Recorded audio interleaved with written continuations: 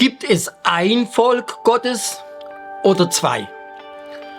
Wir wissen, dass diese Frage selbst unter Christen verschieden beantwortet wird.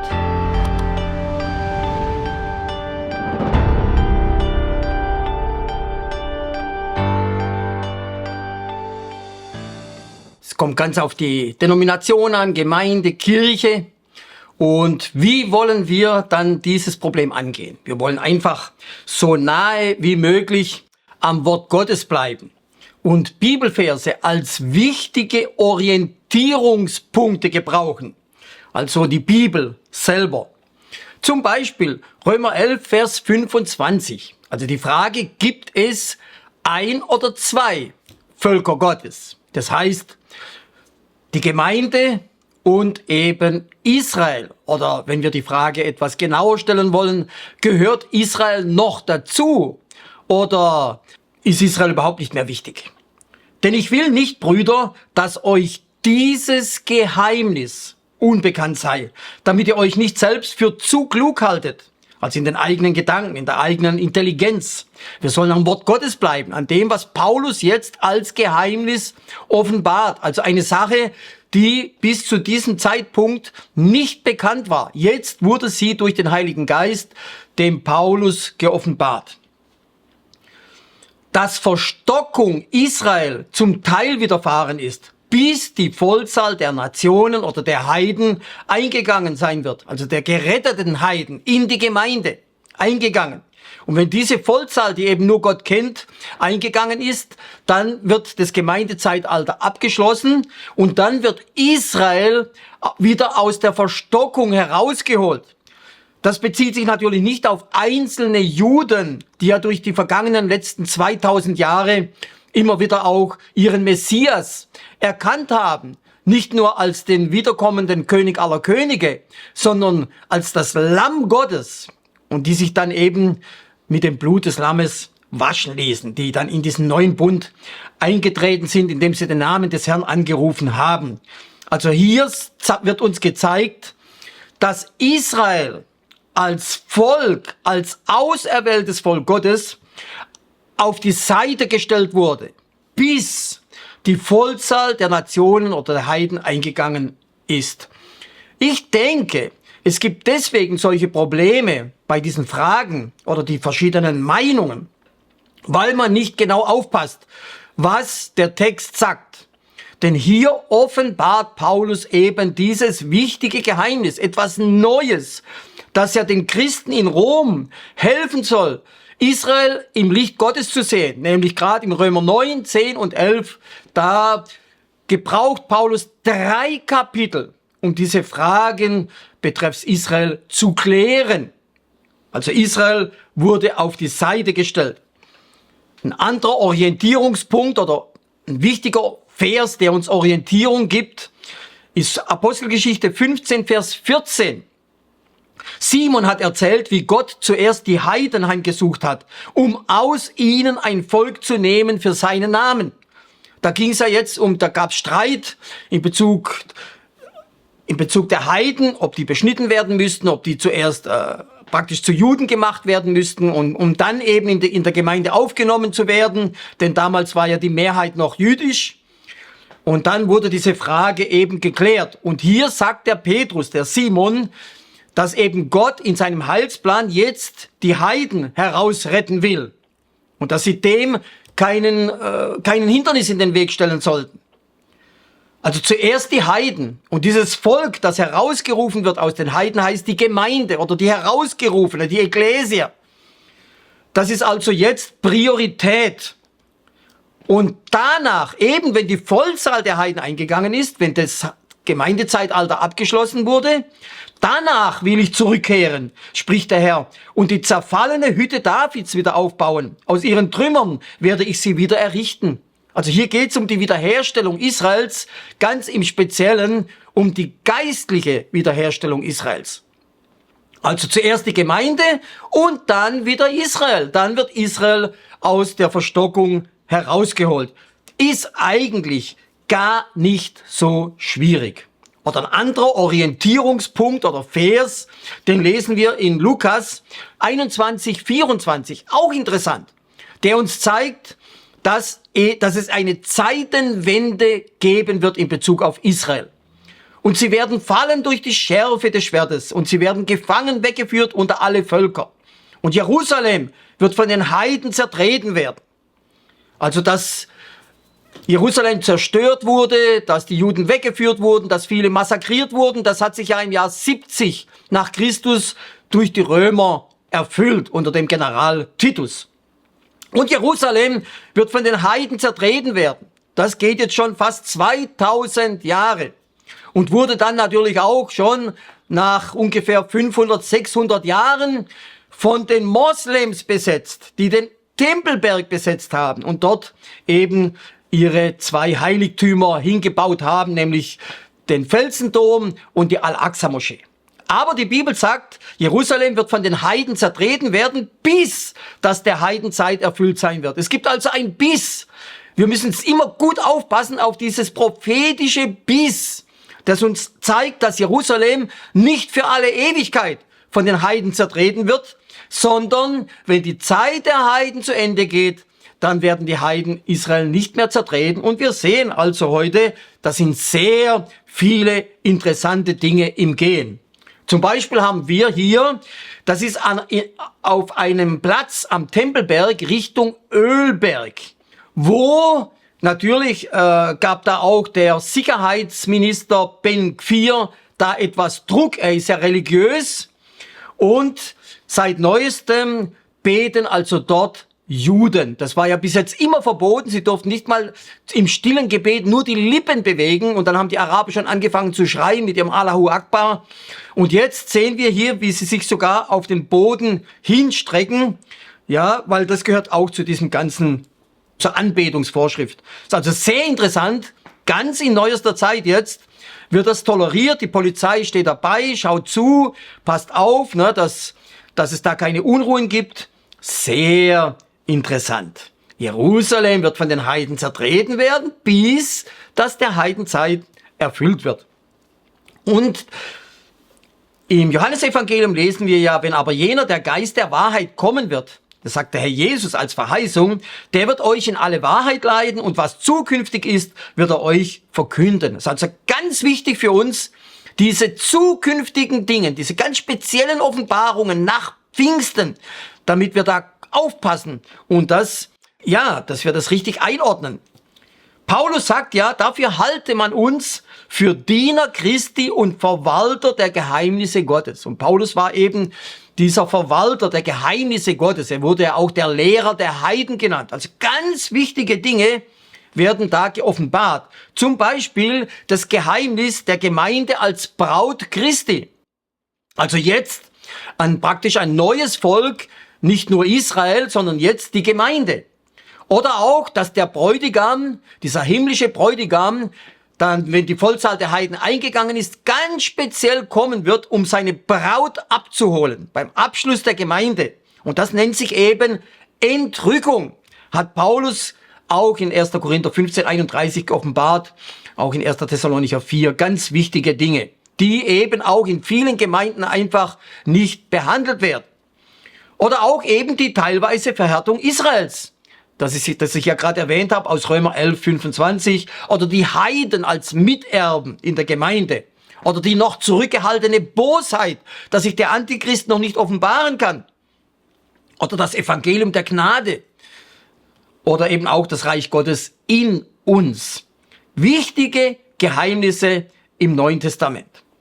Zum Beispiel, ihr aber seid ein auserwähltes Geschlecht, ein königliches Priestertum, eine heilige Nation, ein Volk zum Besitztum, damit ihr die Tugenden dessen verkündigt, der euch berufen hat aus der Finsternis zu seinem wunderbaren Licht. Also hier sehen wir jetzt ganz klar, die Gemeinde ist jetzt das Volk Gottes, ohne Zweifel. Und durch die Gemeinde erfüllt sich jetzt auch hier dieser 3. Vers in dieser Verheißung. Hier spricht ja Gott mit seinem Knecht, das ist der Herr Jesus, das ist die gleiche Persönlichkeit, also das ist ja hier Jesaja 49, das ist die gleiche Person, der gleiche Knecht, der in Jesaja 53 als das Lamm Gottes stirbt. Und das sagt Gott eben, dass er diesen Knecht auch dazu bestimmt hat, dass er das Licht der Heiden sein sollte bis ans Ende der Welt. bis ans Ende der Welt. Ihr werdet meine Zeugen sein bis ans Ende der Welt. Ja, wenn wir zu dem Punkt Israel kommen, ohne Zweifel, da scheiden sich die Geister. Denn schon seit den Kirchenvätern, wenn man sie überhaupt so nennen kann, in den ersten Jahrhunderten bis zur Reformation, wurde immer wieder darüber diskutiert, ob die Juden denn für alle Ewigkeit verflucht wurden, diese Christusmörder. Und da gab es eben Persönlichkeiten wie Justin, Tertullian, Origenes, Hieronymus, Ambrosius, Eusebius oder Chrysostomus, Augustin und auch natürlich Luther, die stark immer wieder auch antisemitisch sich geäußert haben, also negativ. Und das hat eben die Gemeinde, bis heute belastet das die Gemeinde. Diese Kirchenväter mit dem Unterton, die verfluchten, unverbesserlichen und miserablen Juden, weil sie eben Jesus nicht angenommen haben. Nachdem im Jahr 380 das Christentum, das war ja unter dem Kaiser Konstantin, zur Staatsreligion avancierte, wuchs die Idee des Amillennialismus. Das heißt, dass wir seit Pfingsten in einem symbolischen Friedensreich leben. Ein echtes Friedensreich mit der vorhergehenden Apokalyptik, wie es die Propheten offenbarten, sowohl im Alten wie auch im Neuen Testament, wurde als jüdische Phantasterei verworfen. Genau das, was Paulus durch die 3 Römerbrief Kapitel 9, 10 und 11 verhindern wollte, traf ein und prägt den Fortgang der Gemeinde als toter Ballast bis heute, dass man eben Israel heilsgeschichtlich ausgelöscht hat. Anstatt die Nachkommen Abrahams anzuziehen und eifersüchtig zu machen, weil wir jetzt eben durch diesen Gott Israels gesegnet werden, unser Leben verändert wurde und wir durch den Messias Israels gerettet wurden sie verscheucht und abgestoßen. Und das ist natürlich ein toter Ballast. Das ist gar nicht gut und das belastet die Juden, das vorbelastet die Juden natürlich, wenn es zum Gespräch mit Christen kommt. Wenn man sagt, das wäre eben jüdische Phantasterei, dieses echte Friedensreich mit Sitz in Zion, dann ist es natürlich schon ziemlich starke Bibelkritik. Denn die Bibel sagt ja, indem ihr dies zuerst wisset, das sagt der Apostel Petrus in 2. Petrus 1, 20 bis 21, dass keine Prophetie der Schrift von eigener Interpretation ist. Denn niemals wurde die Weissagung oder die Prophetie durch den eigenen Willen des Menschen hervorgebracht, sondern heilige Männer Gottes redeten, getrieben vom Heiligen Geist. Also da wurde nichts erfunden, da sind keine mystischen Vorstellungen eingeflossen oder Plagiate von heidnischen Nachbarvölkern oder Fantasien oder Fantastereien von überspanntem jüdischen Patriotismus oder auch Zionismus. Also wer da sagt, das Friedensreich zum Beispiel, also die Zukunft Israel, die wunderbare zukünftige Herrlichkeit Zions, das wäre jüdische Fantasterei, das ist Bibelkritik. Und das ist eben gar nicht gut. Der Amillennialismus, der das messianische Friedensreich verwirft, ist nicht anderes als anmaßende Bibelkritik. Und das gilt eben für viele Gemeinden und auch für die Kirchen. Das heilsgeschichtliche Auslöschen Israels. Natürlich die Frage, gibt es 2 auserwählte Völker, hat schon viele umgetrieben. Sogar auf politischer Ebene oder politisch-religiös-mystisch, zum Beispiel Adolf Hitler mit dieser Nazi-Ersatztheologie. Es war ja alles stark religiös angehaucht. Hitler als der von Gott geschickte Führer.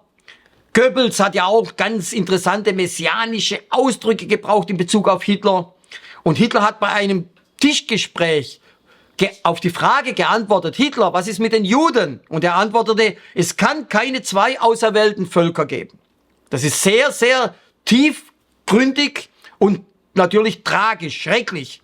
Das heißt, er hat die Juden durch die Deutschen ersetzt, die Herrenrasse, und Jesus durch sich selber, denn durch ihn kam ja diese völkische Erlösung.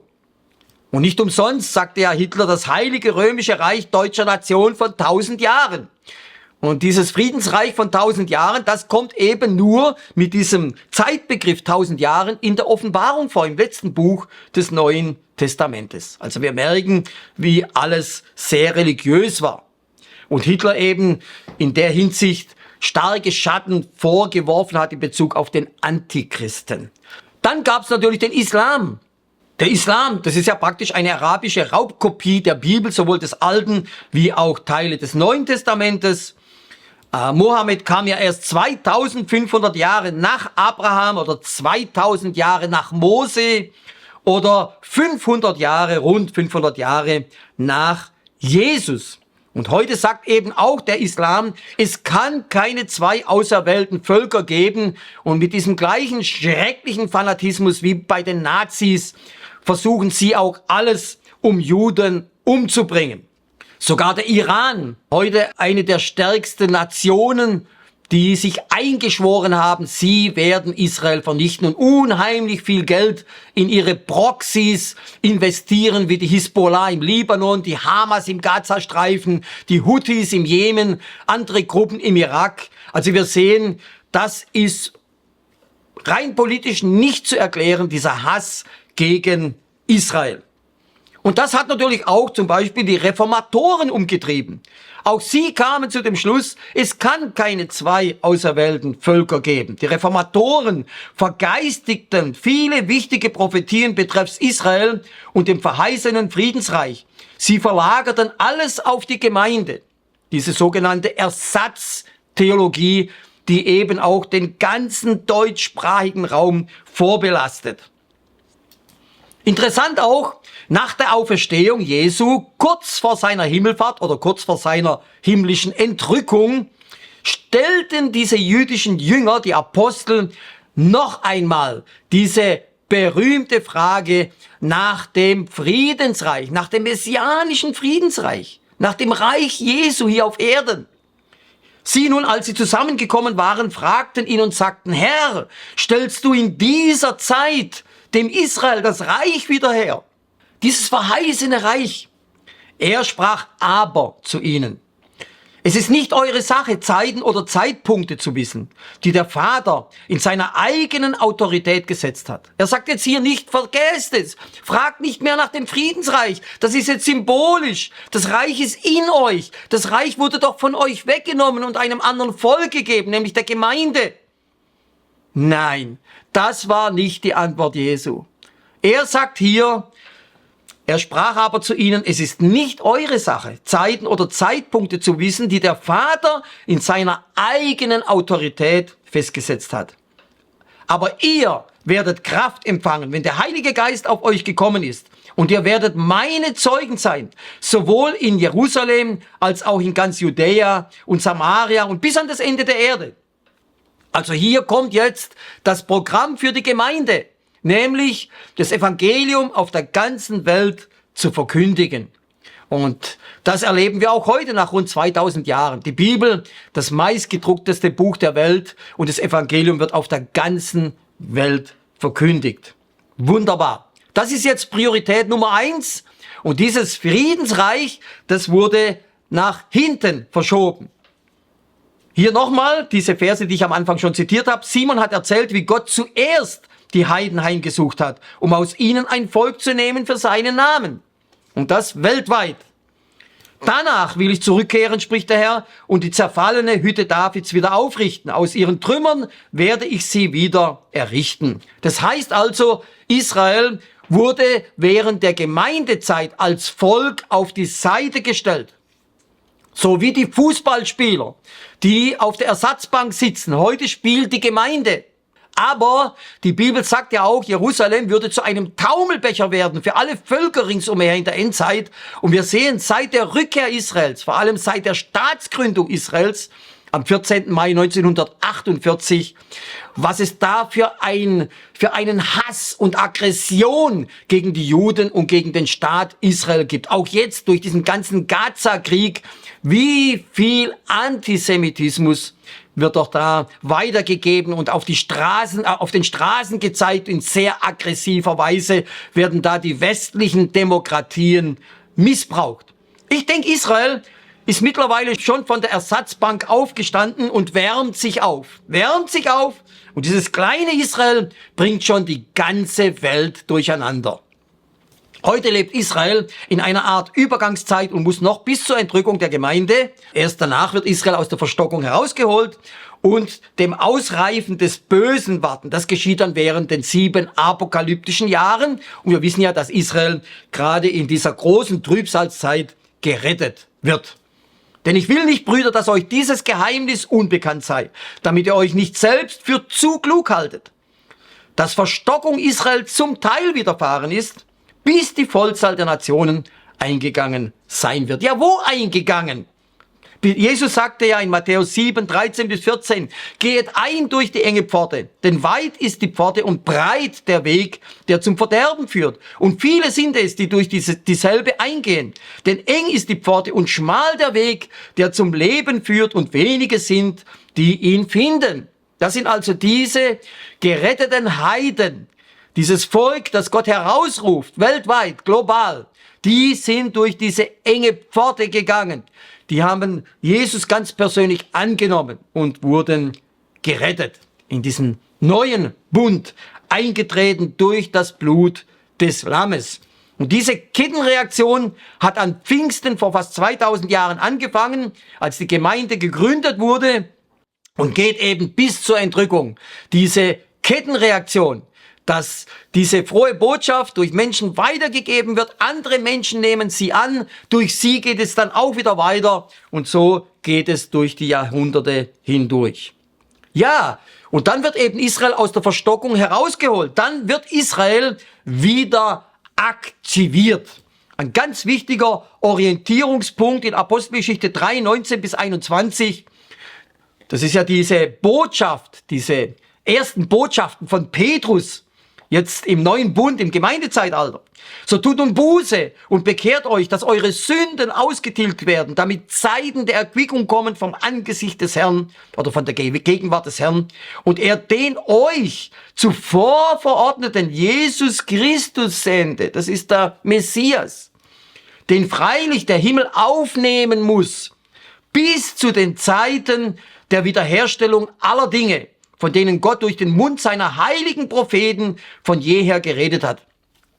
Das hier ist ein Wort im neuen Bund, nach Pfingsten. Ganz wichtig, wo Petrus bekräftigt, dass die Prophezeiungen der heiligen Propheten von jeher nicht entkräftet wurden. Sie werden sich alle erfüllen.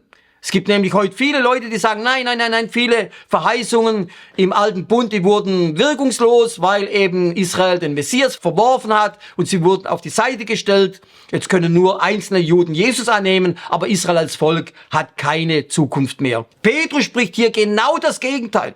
Denn die Zeiten der Wiederherstellung aller Dinge, von denen die Propheten geredet haben, da geht es um die zukünftige Herrlichkeit Zions. Da geht es um das Friedensreich mit Sitz in Jerusalem. Und Jesus sitzt dann auf dem Thron Davids. Darum geht's hier. Also das ist hier auch ein ganz wichtiger Orientierungspunkt in Bezug auf die Zukunft Israels. Israel wurde nicht verworfen, sie wurden nur auf die Seite gesetzt. Und Gott ruft sogar, er gebraucht hier die Naturgesetze, die er selber verordnet hat, seine Verordnungen. So spricht der Herr, der die Sonne zum Licht für den Tag bestimmte und die Gesetze von Mond und Sternen zum Licht für die Nacht, der das Meer aufwühlt, dass seine Wogen dröhnen. Ebbe und Flut zweimal am Tag.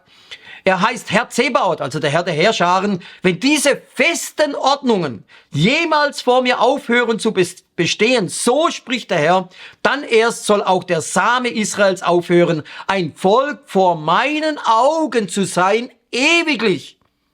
Also, was kann Gott noch mehr machen, als diese ganzen kosmischen Verordnungen, diese Naturgesetze zu gebrauchen und zu sagen, indem die alle funktionieren, und darauf fußte auch die ganze Physik, Chemie und so weiter, solange wird Gott Israel nicht verwerfen. Ist ein ganz klares Wort. In Jeremia 31, 35 und im Vers 37 lesen wir, so spricht der Herr, wenn der Himmel oben gemessen, ich meine, wir schätzen, dass ja unser Kosmos rund 70 Billionen Lichtjahre groß ist. Ich sage die Nummer so, kein Mensch weiß, was das in Wirklichkeit ist. Es ist also gewaltig. Es wird nie gemessen werden können. Und die Grundfesten der Erde unten erforscht werden können, also im Erdinnern, der Kern. So will ich auch den ganzen Samen Israels verwerfen, wegen all dem, was sie getan haben, spricht der Herr. Alles, was sie getan haben. Gott wird sie nicht verwerfen. Sie mussten die Konsequenzen immer wieder tragen, haben schrecklich gelitten, wurden auch immer wieder verfolgt, wurden vom Land vertrieben, aber immer wieder kamen die Verheißungen, die wunderbaren Verheißungen. Gott würde mit Israel weitergehen. Denn Gott sagt ja hier zu Mose, in 2. Mose 3,15, als Mose fragt, Herr, wie soll ich dich den anderen präsentieren? Wie heißt du? Also sollst du zu den Kindern Israel sagen, der Herr, das ist ja Jahwe, der Gott eurer Väter, der Gott Abrahams, der Gott Isaaks und der Gott Jakobs hat mich zu euch gesandt. Das ist mein Name in Ewigkeit. Und das ist mein Gedächtnis von Generation zu Generation. Das ist also unser, ich sag's einfach so, unser jüdischer Gott. Das ist ein ganzes Paket. Das ist kein heidnischer Gott, sondern das ist der Gott Israels. Unsere ganze Bibel kommt von Israel, sowohl das Alte wie das Neue Testament. Jesus kam aus dem Stamm Juda. Und Israel ist heute ein gewaltiges Endzeitzeichen. Und das dürfen wir nicht aus den Augen verlieren. Wir haben sogar mit Israel eine verbundene Zukunft. Das heißt nämlich, sogar im himmlischen Jerusalem, in Offenbarung 21,12, das ist ja aus Hesekiel 48, 30 bis 32, hängt es mit zusammen. Und sie hatte eine große und hohe Mauer und hatte 12 Tore und an den Toren 12 Engel und Namen darauf geschrieben, die der 12 Stämme der Söhne Israels sind. Also sogar im himmlischen Jerusalem stehen die Namen der 12 Stämme Israels. Und dieses himmlische Jerusalem hat ja 12 Fundamente oder 12 Grundlagen. Die Stadtmauer war auf 12 Grundlagen errichtet, auf denen ebenfalls 12 Namen standen. Die Namen der 12 Apostel des Lammes.